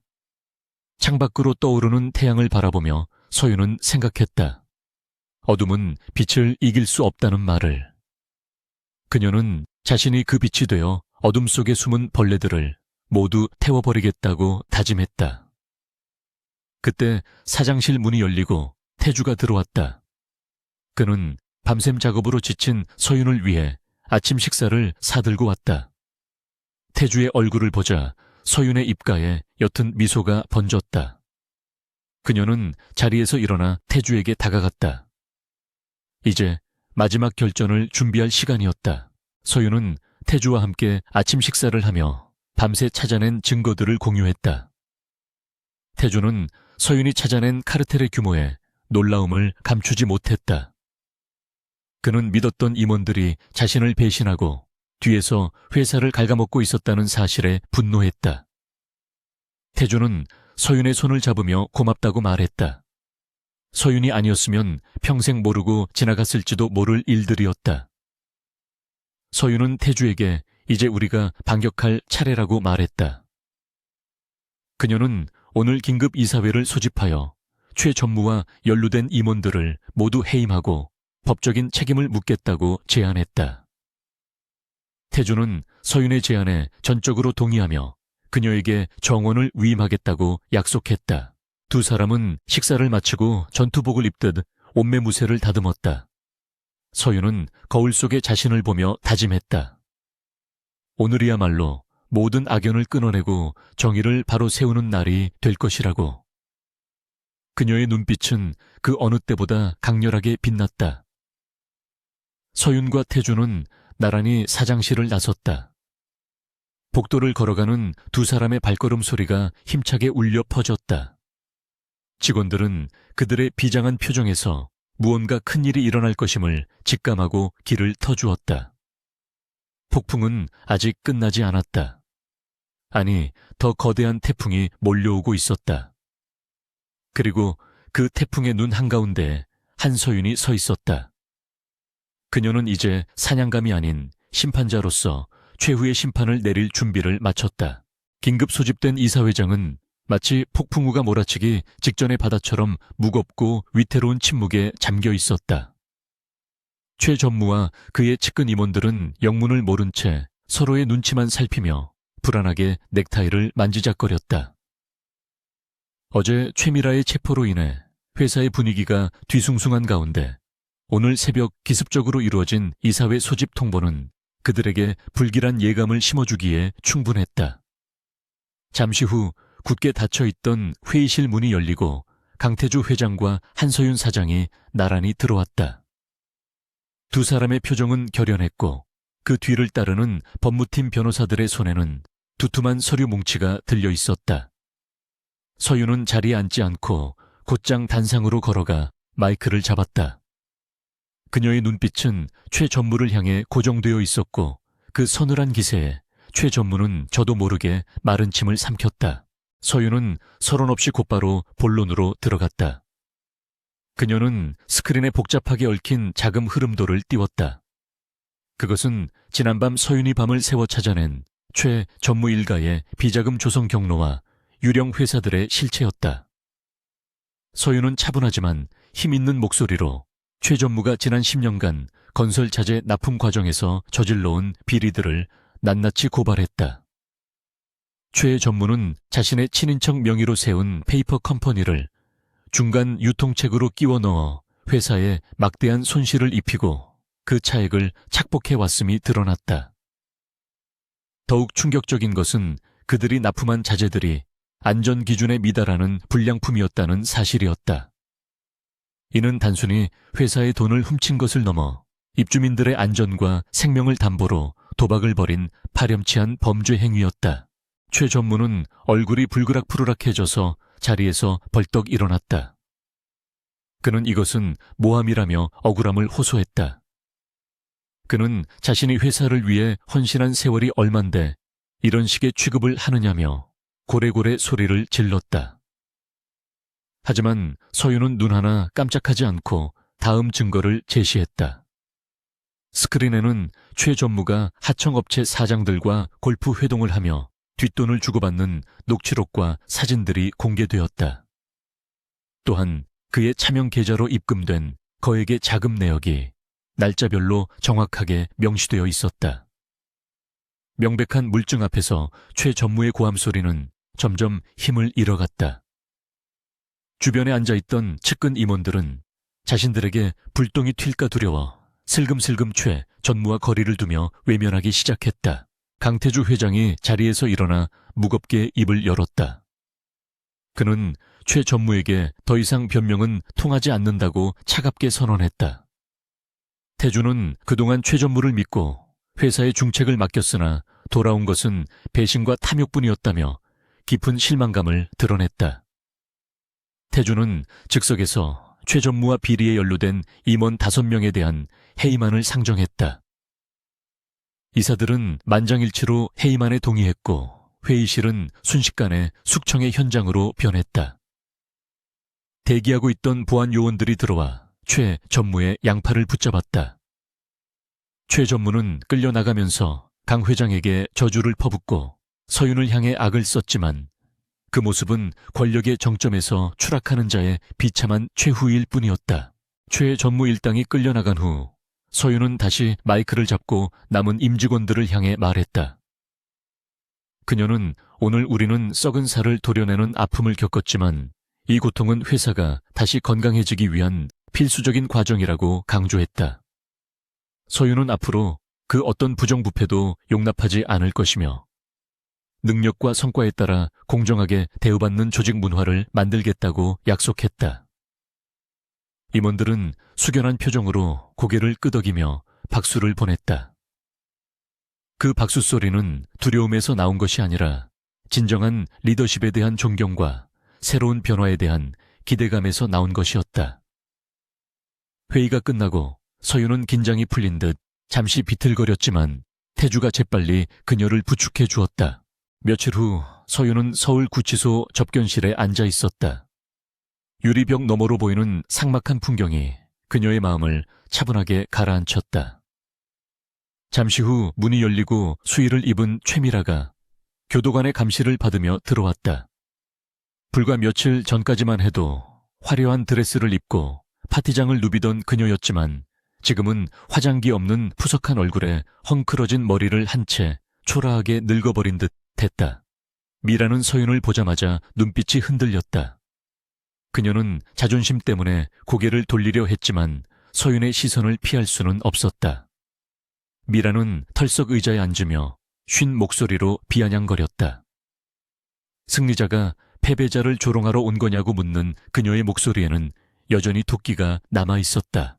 서여윤은 미라의 비아냥에도 동요하지 않고 담담하게 대답했다.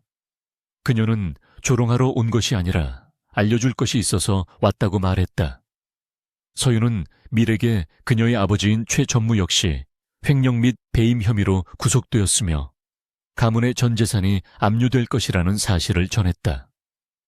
미라의 눈이 공포로 크게 확장되었다. 그녀는 아버지가 자신을 구해줄 마지막 동아줄이라고 믿고 있었기에 그 충격은 실로 엄청난 것이었다. 미라는 거짓말하지 말라며 유리벽을 주먹으로 쾅쾅 두드렸지만 서윤의 표정은 진실만을 말하고 있었다. 미라의 입에서 절망적인 신음소리가 새어나왔다. 서효인은 흐느끼는 미라를 바라보며 차갑게 일침을 가했다. 그녀는 미라가 그토록 자랑스러워하던 금수저 배경이 사실은 범죄로 쌓아 올린 더러운 돈이었음을 상기시켰다. 서윤은 자신이 흙수저라고 무시당할 때도 결코 부끄러워하지 않았던 이유는 자신의 노력과 능력으로 정정당당하게 삶을 개척해왔기 때문이라고 말했다. 반면 미라는 아버지의 권력 뒤에 숨어 타인을 짓밟고 자신의 우월감을 채우는데 급급했기에 그 권력이 사라진 지금 아무것도 아닌 존재가 되어버린 것이라고 지적했다. 서윤의 말은 날카로운 비수가 되어 미라의 가슴을 후벼 팠다. 미라는 고개를 숙인 채 어깨를 들썩이며 오열했다. 그녀는 처음으로 자신의 오만함이 얼마나 어리석었는지 뼈저리게 깨닫고 있었다. 하지만 이미 엎질러진 물이었고 되돌릴 수 있는 것은 아무것도 없었다. 서윤은 자리에서 일어나며 마지막으로 한마디를 남겼다. 이곳에서 지내는 동안 자신이 무엇을 잘못했는지, 그리고 사람의 가치는 입고 있는 옷이나 타고 다니는 차로 결정되는 것이 아니라는 것을 배우길 바란다고 말했다. 서윤은 미라의 대답을 기다리지 않고 접견실을 나섰다. 등 뒤에서 미라의 통곡 소리가 들려왔지만 서윤은 뒤돌아보지 않았다. 그것은 악연과의 완전한 단절이었다. 구치소를 나온 서윤은 맑은 하늘을 올려다보며 깊은 숨을 들이마셨다. 가슴을 짓누르던 묵은 체정이 내려가는 기분이었다. 그녀는 자신의 손으로 과거의 상처를 치유하고 정의를 실현해냈다. 정문 앞에는 태주가 차를 대기시키고 그녀를 기다리고 있었다. 태주는 서윤의 표정이 한결 편안해진 것을 보고 안도의 미소를 지었다. 그는 서윤에게 다가가 고생했다며 따뜻하게 안아주었다. 서윤은 태주의 품에 안겨 이제 모든 것이 제자리로 돌아온 것 같다고 속삭였다. 두 사람은 서로의 손을 꼭 잡고 채올랐다. 이제 그들에게는 불필요한 장애물이 모두 사라졌고 오직 밝은 미래만이 기다리고 있었다. 회사로 돌아온 서윤은 본격적인 조직 재정비에 박차를 가했다. 최 전무 라인이 사라진 자리는 실력 있고 성실한 인재들로 채워졌다. 서윤은 과거의 불합리한 관행을 타파하고 투명한 인사 시스템을 도입하여 직원들의 사기를 진작시켰다. 그녀는 단순히 책상에 앉아 지시만 내리는 것이 아니라 현장을 직접 발로 뛰며 직원들의 고충을 듣고 해결해 주었다. 직원들은 처음에는 서윤의 깐깐함에 힘겨워했지만 곧 그녀의 진심과 탁월한 리더십을 인정하고 따르게 되었다. 미래그룹은 창사 이래 가장 역동적이고 혁신적인 조직으로 변모해 가고 있었고 그 중심에는 언제나 한서윤이 있었다. 어느 날 늦은 밤 서윤은 야근을 마치고 텅 빈 사무실을 둘러보았다. 불과 몇 달 전만 해도 이곳에서 인턴으로 복사 심부름을 하며 무시당했던 기억이 주마등처럼 스쳐 지나갔다. 하지만 지금 그녀는 이 거대한 조직을 이끄는 리더가 되어 있었다. 감회가 새로웠다. 그때 창밖으로 서울의 야경이 눈부시게 펼쳐져 있는 것이 보였다. 수많은 불빛들이 마치 그녀의 앞길을 축복해주는 별들처럼 반짝이고 있었다. 서윤은 창가에 서서 자신의 모습이 비친 유리를 바라보았다. 그곳에는 더 이상 위축되거나 상처 입은 소녀는 없었다. 오직 자신을 믿고 세상을 향해 당당하게 맞서는 강인한 여성만이 서 있을 뿐이었다. 태주가 커피를 들고 사장실로 들어왔다. 그는 서윤의 옆에 서서 함께 야경을 바라보았다. 태주는 서윤에게 이번 주말에 시간이 되는지 물었다.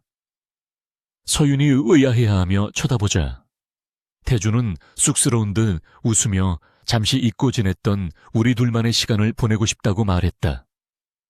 그동안 전쟁 같은 날들을 치르느라 두 사람은 연인으로서의 데이트를 거의 하지 못했었다. 서윤은 미소를 지으며 좋다고 대답했다. 일 중독자처럼 앞만 보고 달려왔던 그녀에게도 이제는 휴식과 사랑이 필요했다. 태주는 서윤의 어깨를 감싸며 앞으로는 힘든 일도 기쁜 일도 모두 함께 나누자고 약속했다. 서윤은 태주의 어깨에 머리를 기대며 행복감을 느꼈다. 그녀는 복수를 위해 시작한 일이었지만 그 과정에서 자신의 진정한 가치를 발견하고 사랑하는 사람과 더욱 깊은 신뢰를 쌓을 수 있었다. 악인들은 심판을 받았고 정의는 승리했다. 하지만 서윤은 이것이 끝이 아님을 알고 있었다. 기업을 경영한다는 것은 매일매일 새로운 도전과 위기에 직면하는 일이었다. 그러나 그녀는 더 이상 두렵지 않았다. 그녀 곁에는 든든한 파트너인 태주가 있었고 무엇보다 그녀 자신에 대한 확고한 믿음이 있었기 때문이다. 서윤은 태주의 손을 잡으며 다가올 내일을 기쁘게 맞이할 준비를 마쳤다.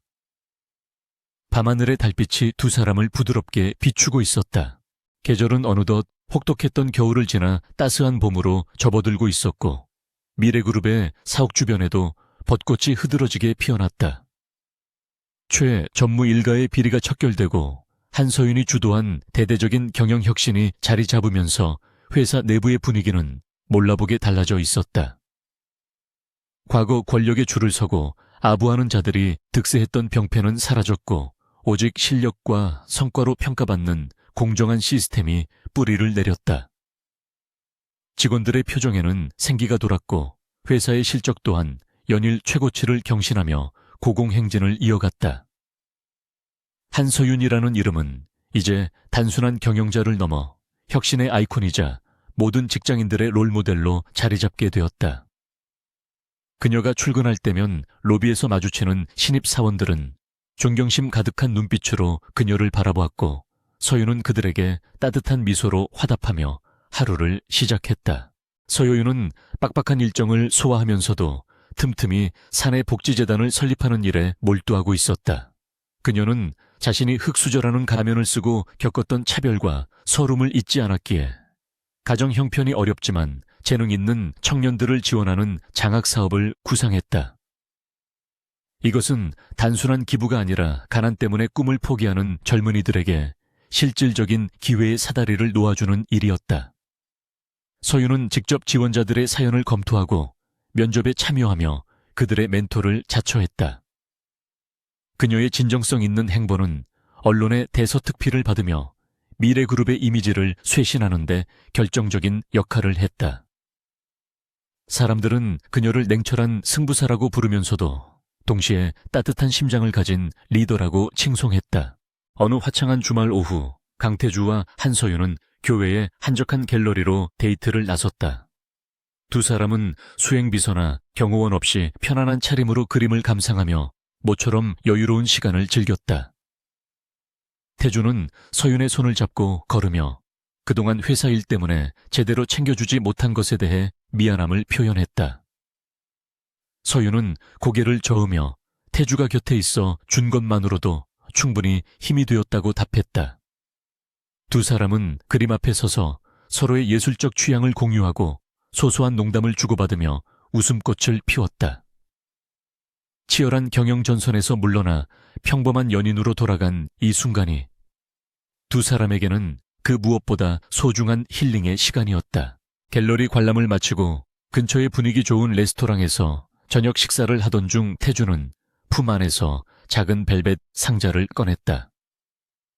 서윤의 눈이 놀라움으로 커졌다. 태주는 상자를 열어 심플하면서도 우아한 다이아몬드 반지를 보여주며 정식으로 청혼했다. 그는 거창한 이벤트나 화려한 언변 대신 진심을 담은 눈빛으로 서윤에게 평생을 함께하고 싶다고 고백했다. 태주는 서윤이 자신의 부족한 부분을 채워주는 유일한 사람이며 그녀와 함께라면 어떤 어려움도 이겨낼 수 있을 것이라고 말했다. 서윤은 눈시울을 붉히며 고개를 끄덕였다. 그녀에게 이 반지는 단순한 보석이 아니라 두 사람이 함께 헤쳐온 고난과 역경, 그리고 앞으로 함께할 미래에 대한 약속의 징표였다. 결혼식 준비는 일사천리로 진행되었다. 두 사람은 보여주기식의 호화로운 호텔, 예식 대신 회사의 옥상 정원에서 임직원들과 가까운 지인들만을 초대한 스몰 웨딩을 올리기로 결정했다. 이것은 허례허식을 배격하고 실용을 중시하는 서윤의 평소 철학이 반영된 선택이었다. 언론에서는 재벌가의 소박한 결혼식이라며 연일 화제를 쏟아냈고 대중들은 그들의 개념 있는 행보에 아낌없는 박수를 보냈다. 서윤은 드레스 역시 유명 디자이너의 고가 브랜드가 아닌 국내 신진 디자이너의 작품을 선택하여 또 한 번 화제를 모았다. 그녀는 자신의 결혼식이 누군가에게 위화감을 주는 행사가 아니라 모두가 진심으로 축하하고 즐길 수 있는 축제가 되기를 바랐다. 결혼식 당일 옥상 정원은 파스텔 톤의 생화로 장식되어 동화 속 한 장면처럼 아름다웠다. 맑은 하늘 아래 부드러운 바람이 불어와 신부의 베일을 살며시 흔들었다. 하객으로 참석한 직원들은 편안한 복장으로 삼삼오오 모여 담소를 나누며 두 사람의 앞날을 축복했다. 과거 유람선 파티에서의 가식적이고 차가웠던 분위기와는 정반대로 이곳에는 진심 어린 웃음과 따뜻한 전기 넘쳐 흘렀다. 사회자의 개식 선언과 함께 현악 사중주의 감미로운 연주가 시작되었고 태주가 먼저 입장하여 하객들에게 정중하게 인사를 건넸다. 그의 얼굴에는 긴장감보다는 설렘과 행복함이 가득했다. 이윽고 신부 입장의 순서가 되자 모든 사람들의 시선이 입구로 쏠렸다. 서윤은 순백의 드레스를 입고 부친의 손 대신 자신을 믿고 따라준 후배 직원의 손을 잡고 입장했다. 이는 권위주의를 타파하고 수평적인 관계를 지향하는 그녀의 의지가 담긴 파격적인 연출이었다. 서윤이 한 걸음 한 걸음 내디딜 때마다 하객들은 환호와 박수를 보내며 꽃잎을 뿌려주었다. 햇살을 받아 반짝이는 서윤의 모습은 그 어느 때보다 눈부셨고 그녀의 얼굴에 핀 미소는 세상 그 무엇보다 아름다웠다. 태주는 단상 아래까지 내려와 서윤을 맞이했고 두 사람은 서로의 손을 꼭 잡고 단상 위로 올라갔다. 주례 없는 결혼식으로 진행된 예식에서 두 사람은 서로에게 직접 쓴 혼인 서약서를 낭독했다. 태주는 서윤을 아내로서 존중하고 평생의 동반자로서 그녀의 꿈을 응원하겠다고 맹세했다. 서윤은 태주를 남편으로서 사랑하고 기쁠 때나 슬플 때나 언제나 곁에서 힘이 되어주겠다고 약속했다. 두 사람의 목소리는 떨렸지만 그 안에 담긴 진심은 하객들의 가슴을 울렸다. 특히 서윤이 지난날의 어려움을 극복하고 이 자리에 서게 된 것에 대해 태주에게 감사를 표할 때는 많은 사람들이 눈시울을 붉혔다.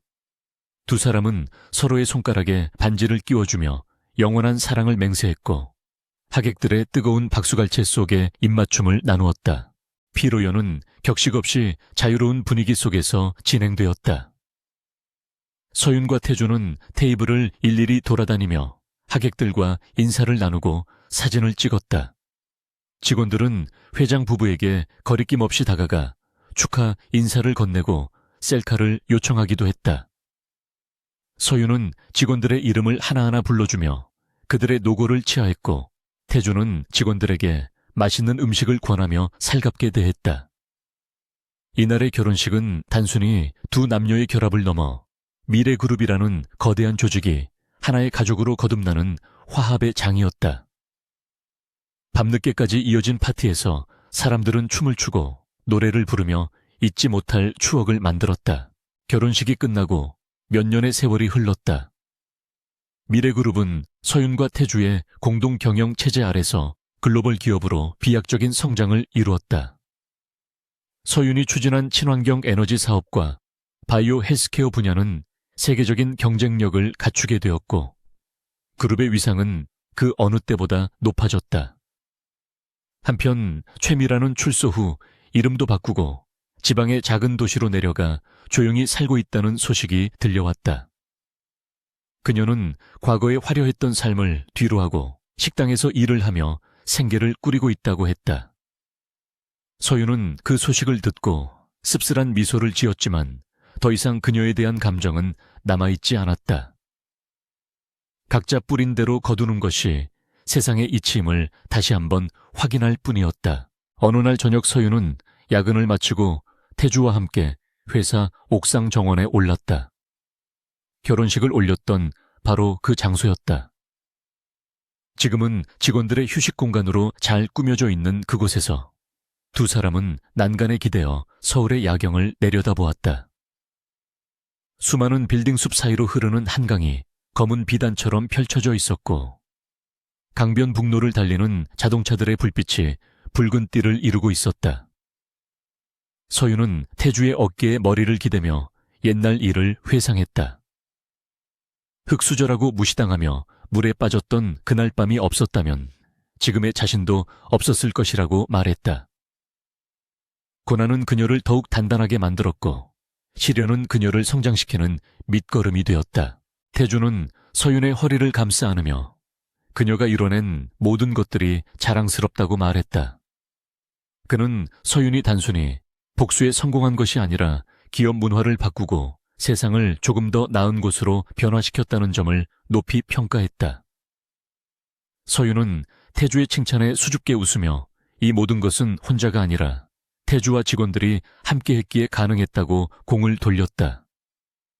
두 사람은 서로를 바라보며 깊은 신뢰와 사랑이 담긴 눈빛을 교환했다. 세월이 흘러 얼굴에는 옅은 주름이 생겼지만 서로를 향한 마음은 그 어느 때보다 깊고 단단해져 있었다. 그들은 이제 단순한 연인을 넘어 인생의 동지이자 영혼의 단짝이었다. 서윤은 문득 밤하늘을 올려다보았다. 도시의 불빛 때문에 별은 잘 보이지 않았지만 달은 밝게 빛나고 있었다. 그녀는 자신의 뱃속에 있는 새로운 생명을 떠올리며 미소를 지었다. 얼마 전 병원에서 임신 사실을 확인한 그녀는 오늘 이 자리에서 태주에게 깜짝 소식을 전할 생각이었다. 서윤은 태주의 손을 자신의 배에 가져다 대며 조용히 속삭였다. 우리에게 새로운 가족이 생겼다고. 태주는 잠시 멍하니 있다가 서윤의 말을 이해하고는 환호성을 지르며 그녀를 번쩍 안아 올렸다. 그의 눈에는 기쁨의 눈물이 고여 있었다. 태주는 서윤을 조심스럽게 내려놓으며 세상을 다 가진 것 같다고 기뻐했다. 그는 아이가 태어나면 서윤을 닮아 현명하고 강인한 사람으로 키우고 싶다고 말했다. 서윤은 아이가 태주를 닮아 따뜻하고 배려심 깊은 사람이 되었으면 좋겠다고 답했다. 두 사람은 아이의 태명을 짓고 미래에 대한 이야기를 나누며 행복에 젖었다. 차가운 강바람이 불어왔지만 두 사람의 주변에는 따스한 온기가 감돌았다. 그들은 서로의 천을 나누며 이 행복이 영원히 지속되기를 기원했다. 서윤은 다시 한번 도시를 내려다보며 다짐했다.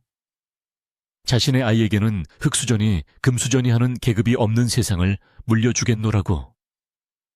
능력과 노력만 있다면 누구나 꿈을 이룰 수 있는 공정한 사회를 만들기 위해 앞으로도 끊임없이 노력할 것이라고.